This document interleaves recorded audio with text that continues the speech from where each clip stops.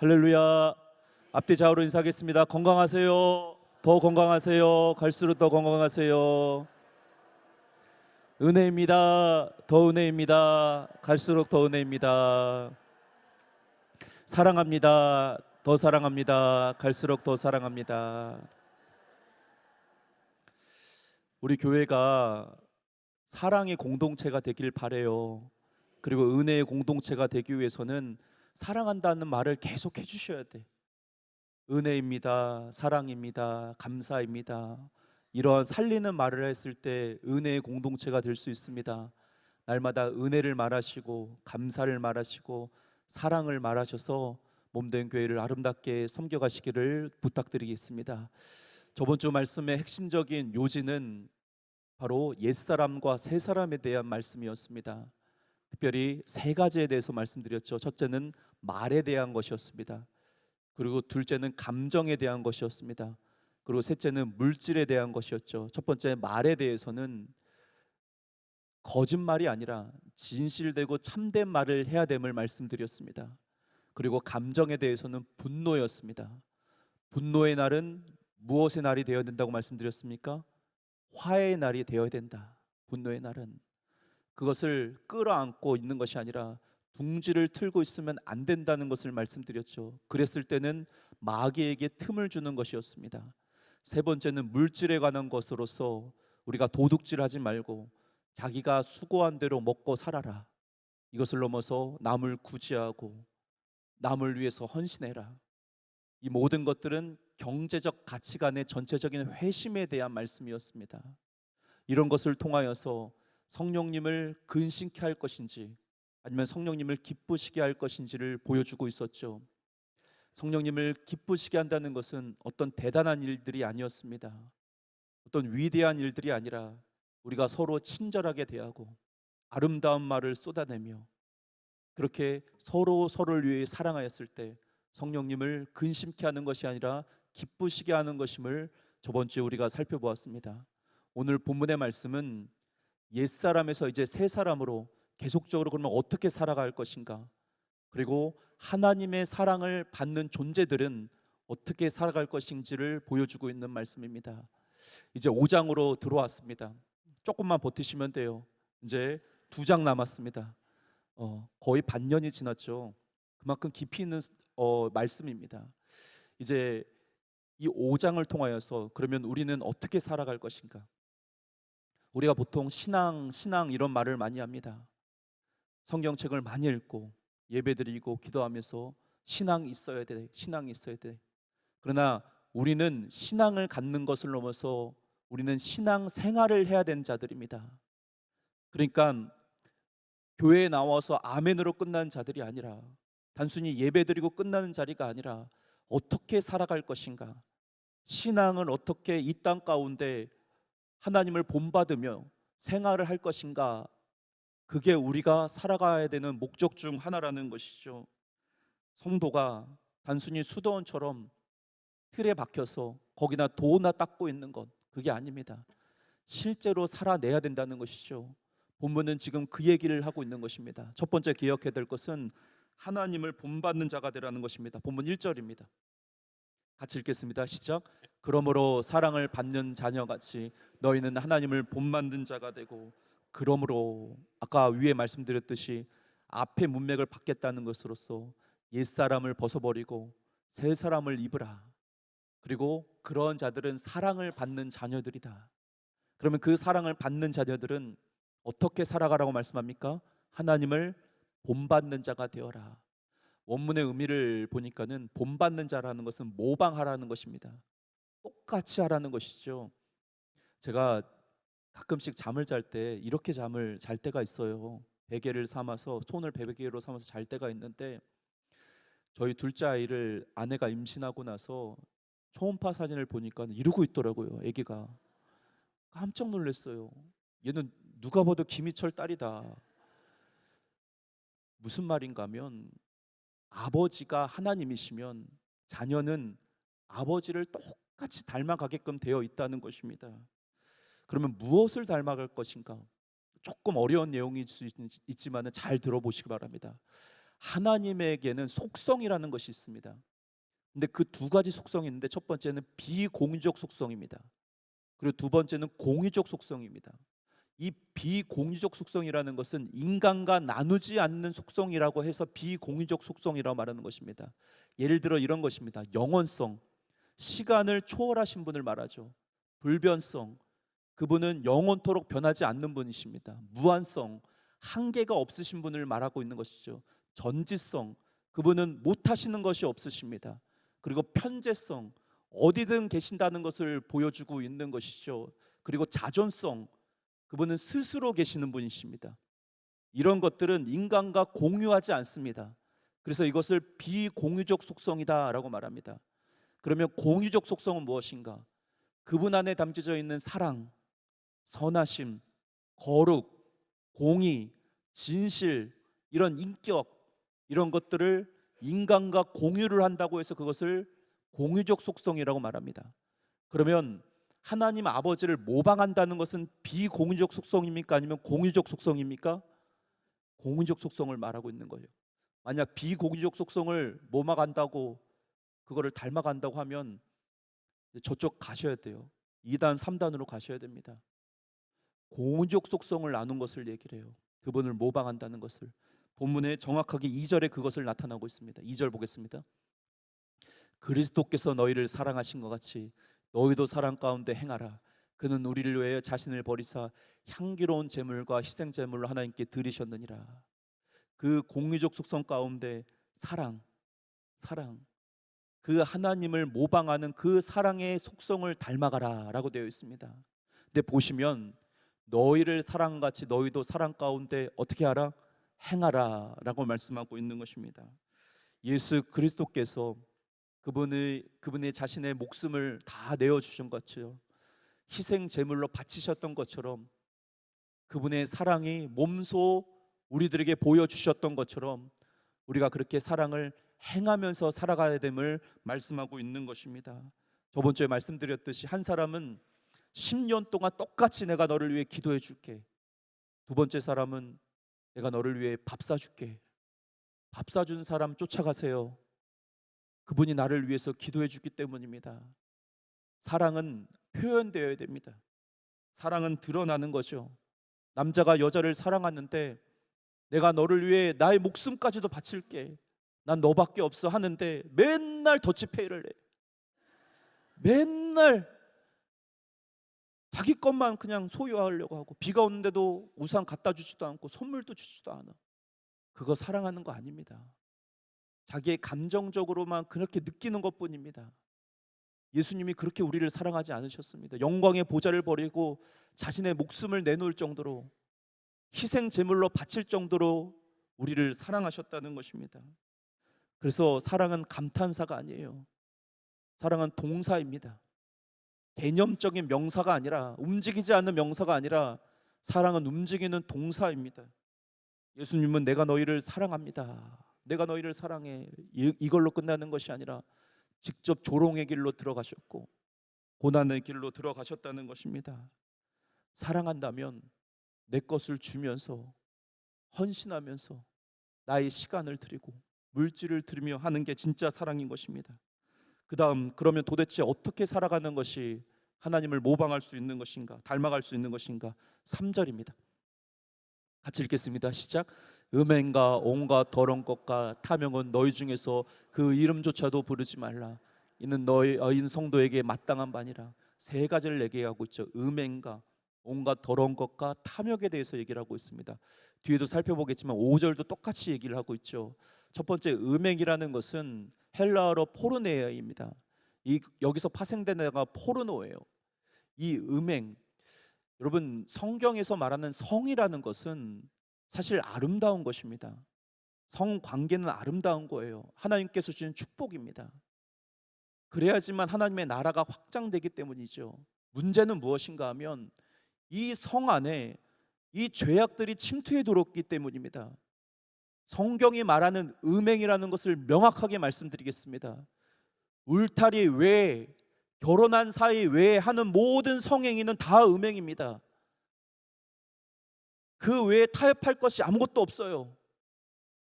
부부 관계 외에 다 하는 것은 성행위, 음행입니다.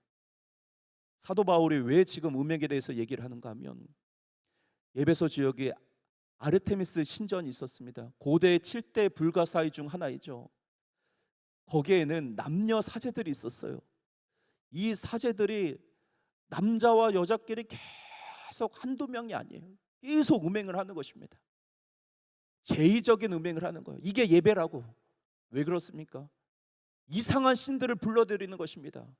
신들의 축복을 받기 위해서 사제들이 막 음란한 짓을 하는 거예요. 그게 관행이 된 것이죠.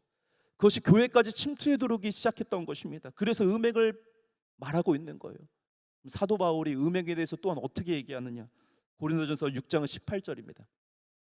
음행을 피하라. 사람이 범하는 죄마다 몸 밖에 있거니와 음행하는 자는 자기 몸의 죄를 범하느니라. 음행을 이기라입니까? 피하라입니까? 피하라요. 음행은 이기는 게 아니에요. 음행은 피하는 것입니다. 요셉이 보디발 장군 그 부인이 요셉 나랑 썸 한번 타요. 그랬을 때 이기나요? 주랭랑을 치나요? 주랭랑을 치다 그냥 도망가 버리는 거예요. 여러분 이단의 영 그리고 음란의 영은 어느 순간에 쑥 들어옵니다. 그들이 믿음이 없어서 그런가요? 많은 사람들이 넘어진 이유가 무엇인가요? 음란의 영이 쑥 들어오면 넘어질 수밖에 없는 거예요. 죄마다 다 몸밖에 짓는 죄입니다.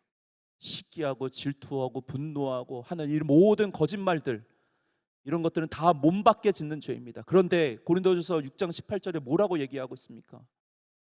이 음행의 죄는 몸 안으로 짓는 죄라고 말합니다.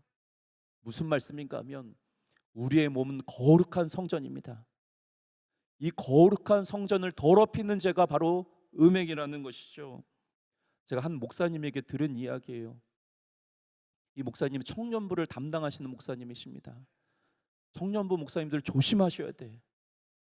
이 목사님이 목회를 하다가 어느 한 자매에게 전화를 받습니다. 목사님 제가 몸이 너무 안 좋아서 지금 오셔서 신방 좀 해주셨으면 좋겠습니다. 그리고 달려간 거예요. 이 복도가 있으면 아파트인데 복도가 있으면 여기 이제 신발장이 있잖아요. 이제 띵동 하고 눌렀더니 그 자매가 나와요.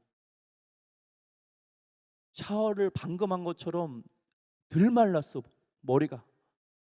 거기다가 흰 원피스를 입었더래요. 향수가 그냥 진동을 하기 시작하는데 목사님 들어오세요. 하나님이 이 목사님을 엄청 사랑하신 것 같아. 그때 하나님께서 주시는 청둥과 같은 번개와 같은 마음을 꽉 때려 박으시는데 망치로 자신의 마음을 때려치는데 이렇게 말씀하시더래요. 10분 즐거울래 10년 고통스러울래. 이 목사님이 신발장 안으로 들어갔을까요? 도망갔을까요? 도망갔으니까 얘기하는 거예요. 그냥 도망가 버린 거예요. 음행과 더러운 것과 탐욕은 아예 이름조차 부르지 말아라. 제가 봤을 때 이거는 이기는 것을 넘어서 피하는 것을 넘어서 아예 이름조차 부르지 말아라. 상대하지 말라는 것입니다. 거룩이라는 것은 싸워서 이기는 것을 넘어서 아예 방향조차 다른 것입니다. 그러면서 또 말에 대해서 얘기를 하고 있습니다. 본문 4절 보겠습니다. 누추함과 어리석은 말이나 희롱의 말이 마땅치 아니하니 오히려 감사하는 말을 하라. 누추함이라는 것을 원문으로 보면은 음란적인 말, 더러운 말, 추잡한 말들. 여기 어리석은 말이라는 것은 무익한 말들, 공허한 말들을 말합니다. 희롱의 말이라는 것은 비꼬는 말들, 조롱하는 말들, 이런 것들, 이런 말을 하지 말아라. 그러면 아예 말을 하지 말라는 것이 아니라 무슨 말을 하라는 것입니까? 감사의 말을 하라. 감사의 말을. 감사의 말은 영혼을 살립니다.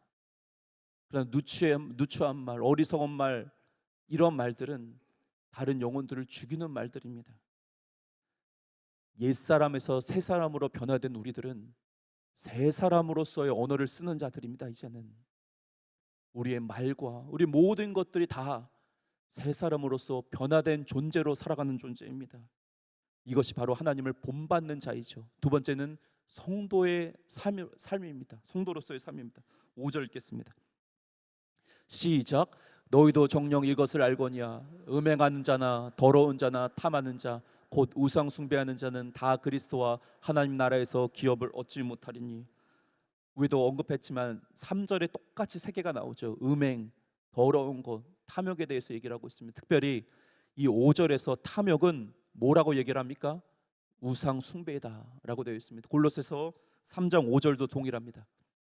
그러므로 땅에 있는 지체를 죽이라. 곧 음란과 부정과 사욕과 악한 정욕과 탐심이니 탐심은 무엇이라? 우상 숭배니라. 여러분, 물질에 대한 이 탐욕은 그럴 수도 있고 안 그럴 수도 있고 그런 게 아니에요. 탐욕을 부릴 수도 있잖아요. 그게 아닙니다. 탐욕이라는 것은 무엇인가? 하나님께서 주신 것으로 인하여 만족하지 못한 게 탐욕입니다. 근데 이 탐욕이 우상 숭배라고 얘기하죠. 왜 우상 숭배입니까?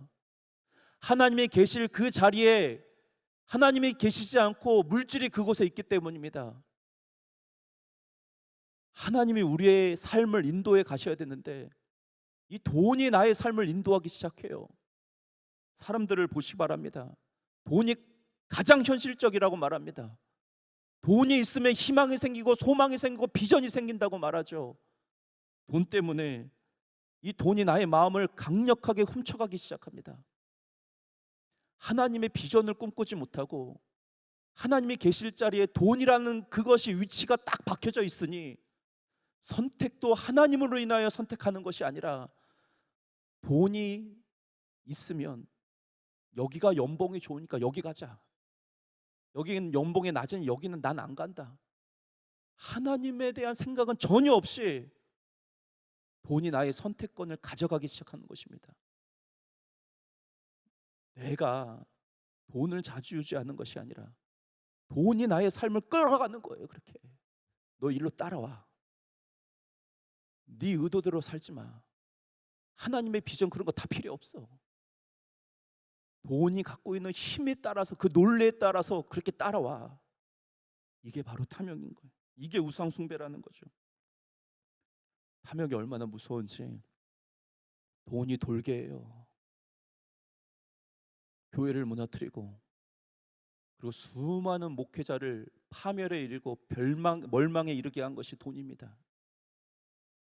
이 음행, 더러운 것, 탐욕, 이 세 가지는 그리스도와 하나님 나라의 기업을 얻지 못할 자이다 라고 되어 있습니다. 주님께서 늘 말씀하시는 것은 열매를 보고 뿌리를 안다고 얘기합니다. 이 세 가지를 그대로 갖고 있다면, 옛사람의 모습을 그대로 갖고 있다면 새 사람이 아닙니다. 그리스도와 그 하나님의 영광의 기업을 얻는 천국을 갈 영혼들은 새 사람으로서 가는 것입니다. 옛사람의 모습으로는 갈 수 없는 나라임을 보여주고 있는 것이죠. 6절 보겠습니다. 누구든지 헛된 말로 너희를 속이지 못하게 하라. 이로 말미암아 하나님의 진노가 불순종의 아들들에게 임하나니. 여기 보시면 헛된 말로 너희를 속이지 말라라, 못하게 하라. 그러면 이 헛된 말이 무슨 말일까? 고신대 길성남 교수님이 쓰신 주예서를 보니까 이렇게 얘기를 하고 있습니다. 들어보시기 바랍니다. 분명 당시에 믿지 않는 이방인들 중에는 부도덕한 일들이 아무 문제될 것이 없다고 주장하면서 자신의 행위를 정당화하는 사람들이 있었을 것이다. 이렇게 해석을 하고 있습니다.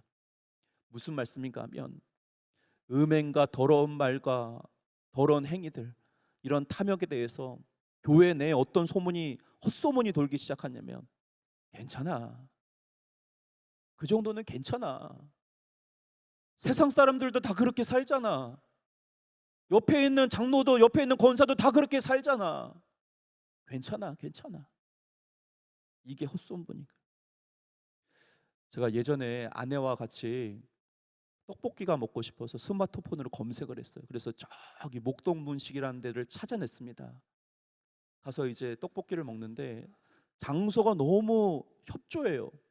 1층에는 사람이 꽉 차 있고 2층에 갔더니 다락방이 있어요. 따닥따닥 앉아 있기 시작하는데 아내랑 같이 이제 떡볶이를 먹는데 여기 옆에 바로 중학생들인지 고등학생들인지 교복 입은 친구들이 여자아이들이 앉아서 떡볶이를 먹어요. 근데 말이 3분의 1이 다 욕이에요. 욕을 안 하면 의사소통이 안 될 정도로 그렇게 욕을 많이 해요. 제가 떡볶이를 먹고 있는지 욕을 먹고 있는지 모를 정도로 욕을 그렇게 많이 해요. 뭐라고 얘기하냐면 제가 잊을 수 없는 얘기가, 야, 교회에서 선생님이 자꾸 전화를 해서 멍멍이 짜증나. 교회를 그러면서 옆에 있는 친구가 얘기를, 야, 우리 교회는 아예 전화도 안 와. 그러면서 막 욕을 섞어가기 시작하는데 그게 당연한 것처럼 얘기하더라고요. 교회 내에서도, 예배소 교회 내에서도 마찬가지입니다. 헛된 말이 돌기 시작해요. 음행하는 거 괜찮아. 아이 그 정도야 뭐. 더러운 것, 그 탐욕, 물질 욕심 부릴 수도 있는 거잖아. 7절에 뭐라고 얘기합니까? 굉장히 단호하게 얘기합니다. 사도 바울이 7절 보겠습니다. 같이 읽겠습니다. 시작. 그러므로 그들과 함께하는 자가 되지 말라. 이런 자와 함께하지 말라고 얘기합니다. 헛된 말고 속이는 자들, 이들과 함께 교제 나누지도 말고 아예 함께하지도 말라고 사도 바울은 권면하고 있는 것입니다. 왜요? 우리가 성도이기 때문입니다. 목사이기 전에 성도이고 장로이기 전에 권사이기 전에 안수집사이기 전에 우리 모두는 성도입니다. 성도는 구별된 자를 뜻하는 것이죠. 3절 다시 보겠습니다. 명확하게 되어 있습니다. 같이 읽겠습니다. 시작. 음행과 온갖 더러운 것과 탐욕은 너희 중에서 그 이름조차 부르지 말라. 이는 성도에게 마땅한 바니라. 아멘. 이는 성도에게 마땅한 바니라. 이는 성도에게 마땅한 바니라. 성도는 구별된 존재로서 하나님의 명예를 갖고 있는 자들입니다. 요셉은 총리로서 모든 권세와 능력과 모든 것들을 다 갖고 있었습니다. 애굽의 경제권을 휘어잡았던 자가 요셉이에요. 다윗은 어떻습니까? 왕으로서 경제, 사회, 문화 모든 것들을 다 누렸던 자입니다. 다니엘은 어떻습니까? 대강대국이었던 바벨론과 페르시아의 총리로서 지혜와 명철과 총명을 갖고 있었던 자들입니다. 이런 자들이 이것을 갖고 성공한 인생입니까? 아니에요. 성도로서 성공한 인생입니다. 요셉은 총리로서 성공한 인생이 아니라 성도로서 성공한 인생이고, 다윗은 왕으로서 성공한 인생이 아닙니다. 한 거룩한 성도로서 성공한 인생이고, 다니엘도 지혜와 명철로 갖고 있었던 그 자기의 힘을 의지했던 그런 총리로서 성공한 인생이 아니라 한 성도로서 성공한 인생입니다. 제가 좋아하는 말 중에 뭐가 있냐면 내가 하나님의 명예이다라는 말을 굉장히 좋아해요. 성도는 하나님의 명예입니다. 이마박에 그렇게 써 있어요. 나는 하나님의 명예입니다. 부모가 자녀를 키웁니다. 부모의 명예는 누구입니까? 자녀예요. 자녀가 어떻게 살아가는가, 그 태도와 자세를 통하여 부모의 명예가 높아지기도 하고 부모의 명예가 깎이기도 하고 실추당하기도 합니다. 하나님이 우리 아버지이심을 믿으십니까? 그분이 나의 자녀, 그분이 나의 아버지고 나는 그분의 자녀임을 믿으십니까?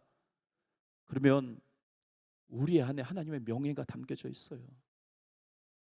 음란과 더러운 말과 탐욕으로 그렇게 옛사람 모습 그대로 살면 하나님의 명예는 이 땅 가운데 깎이기 시작합니다. 예전에 1세대들은 그렇게 살지 않았어요. 그래서 하나님의 명예가 높아진 거예요. 그러나 지금은 시대가 완전히 바뀌었습니다. 다 그렇게 사니까 목사님, 다 물질의 욕심대로 살잖아요. 다 쌓고 다 바벨탑처럼 그렇게 쌓고 살잖아요. 다 그렇게 사는데 나는 왜 하나님의 명예로 살아가야 합니까? 헛된 속임수에 속지 마시길 바랍니다. 우리는 하나님의 자녀로 세상의 항복판에 있습니다. 여러분들에게 묻겠습니다. 여러분의 말 속에 하나님의 명예가 담겨져 있습니까? 여러분의 어떤 선택 속에 하나님의 명예가 담겨져 있습니까? 여러분의 삶의 모든 구석구석 가운데 하나님의 명예가 담겨져 있습니까? 하나님의 명예로 사는 자는 절대로 막 살지 않아요. 하나님을 모방하면서 살기 시작합니다. 사랑하는 성도 여러분, 여러분의 호흡과 여러분의 눈빛과 여러분의 말과 여러분의 삶과 여러분의 모든 구석구석 가운데 하나님의 명예답게 살아가기를 주님의 이름으로 축복합니다. 예수로 살아가세요. 새 사람답게 살아가세요. 그것이 하나님의 명예를 높이는 것임을 잊지 말며 하나님의 명예로 살아가기를 주님의 이름으로 축복합니다.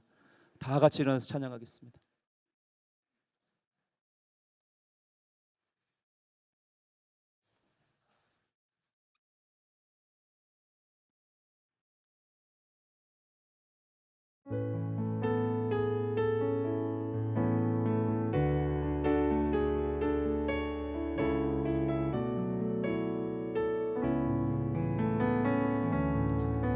내 삶의 소망,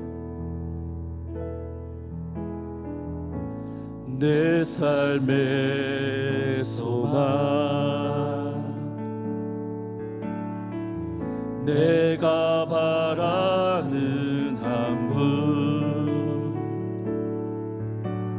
예수 닮기를 내가 원하네. 한없는 사랑, 한없는 사랑. 아멘. 풍성한 긍휼, 풍성한 긍휼, 예수 닮기를, 예수 닮기를 내가 원하네. 예수 닮기를, 예수 닮기를, 예수 보기를, 예수만 높이길 내가 원하네. 내 평생 소원, 예수 닮기를, 예수만 닮기를 내가 온유하시고, 아멘.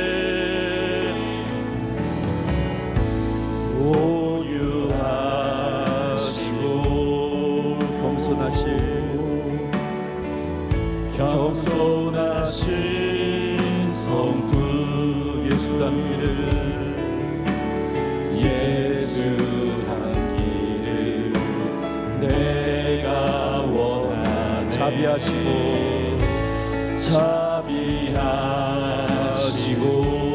위로자 되신 주,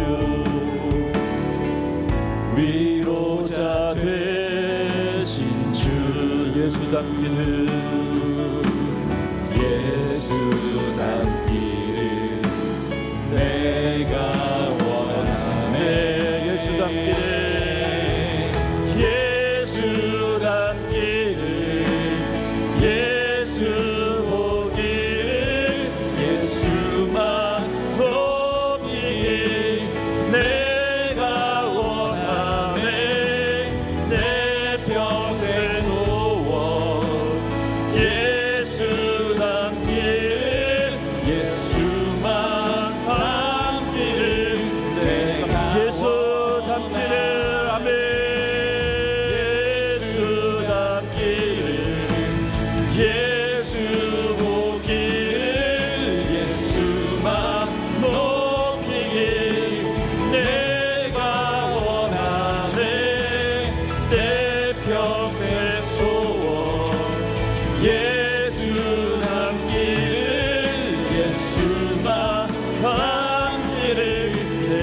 마지막으로 고백합니다. 예수 닮기를, 아멘.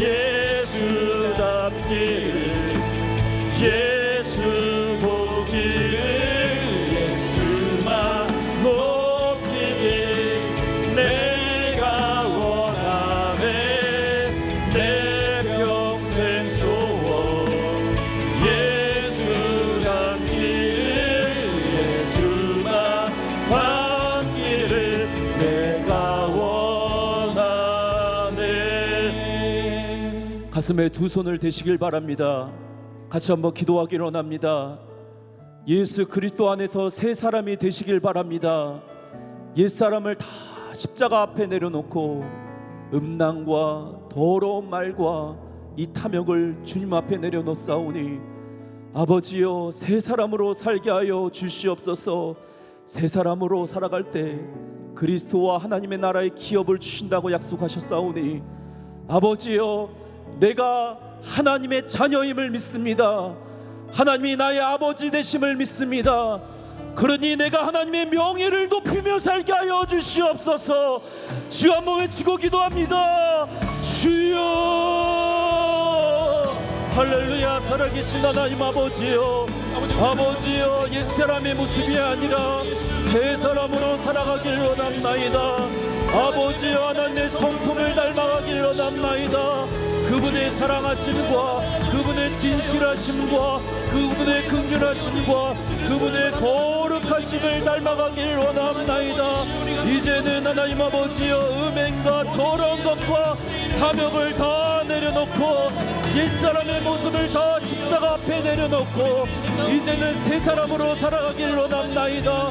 새 사람으로 살아가는 자에게 그리스도와 하나님의 나라의 기업의 선물로 부어진다고 말씀하셨사오니 열매를 보고 뿌리를 하신다고 말씀하신 주님이시여 아버지여 우리 안에 우리의 말 속에 하나님의 명예가 담겨져 있으며 우리의 선택 속에 하나님의 명예가 담겨져 있으며 우리의 모든 삶의 구석구석 가운데 하나님의 명예가 달려있음을 우리가 잊지 않도록 도와주시옵소서. 하나님이 나의 아버지가 되시고 나는 그분의 자녀임을 믿을 때 하나님의 명예를 올려드리며 하나님의 명예를 높이며 살아갈 수 있도록 하나님의 은혜를 더하여 주시옵기를 원하간구합나이다.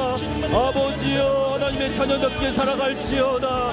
아버지여 우리가 신앙으로 끝나는 것이 아니라 신앙 생활을 하게 하여 주시고 은혜를 더하여 주시고 축복을 더하여 주시옵기를 원하간구합나이다. 하나님의 명예답게 살아가게 하여 주시고 아버지여 우리의 입술과 우리의 삶과 우리의 모든 구석구석마다 하나님의 명예가 달려있음을 잊지 않도록 성도를 답게 살아가게 하여 주시옵소서. 이는 성도에게 마땅한 바니라 이는 성도에게 마땅한 바니라고 말씀하신 주님이시여 은혜 위에 은혜를 넣어 주시고 하나님을 닮아가며 주님의 모습을 닮아가며 주님의 그 속성을 닮아가며 나아갈 수 있도록 은혜를 넣어 주시고 축복을 넣어 주시옵소서. 하나님 우리가 신앙으로 끝나는 것이 아니라 신앙 생활을 함으로 말미암아 새 사람의 모습으로 살게 하여 주시옵소서. 하나님 나의 말 속에 나의 구체적인 선택 속에 나의 모든 삶의 구석구석 가운데 하나님의 명예가 달려있음을 믿사옵나이다. 하나님을 모방하기를 원합니다. 주님을 닮아가기를 원합나이다. 혹여나 음란과 더러움과 탐욕 가운데 있는 자들을 예수 그리스도의 그 십자가 앞으로 데려와 주시고 모든 것을 도말을 시켜 주시옵소서. 그리스도와 하나님 나라의 기업은 세 사람만이 들어간다고 말씀하셨사오니 아버지여 우리에게 은혜를 베풀어 주시고 이는 성도에게 마땅한 바니라 이는 성도에게 마땅한 바니라 이는 구별되게 사는 것은 성도에게 마땅한 바니라.